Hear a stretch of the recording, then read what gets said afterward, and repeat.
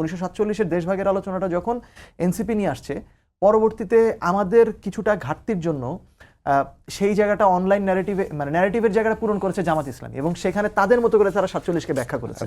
এবং ওভারঅল এখানে ওই যে জামাত তো আবার 47 এবং 71-কে মুখোমুখি দেখে, এবং এই কারণে 71-কে 47 দিয়ে চাপা দিতে চায়, 71-কে 24 দিয়ে চাপা দিতে চায়। সো এইটা যখন আমরাও যখন একই লাইনে কথা বলছি, তখন মানুষ কোনটা জামাতের ন্যারেটিভ আর কোনটা এনসিপির ন্যারেটিভ এটা ভুল করে দুইটাকে একই মনে করে ফেলেছে। আরেকটা বড় বিষয় হচ্ছে, দেখুন জামাতের রাজনীতি কিছুটা সর্বগ্রাসী রাজনীতি টাইপের, অর্থাৎ তারা নিজের দলের রাজনীতি করে, অন্য দলের ভিতরে যেও নিজের দলের রাজনীতি করে।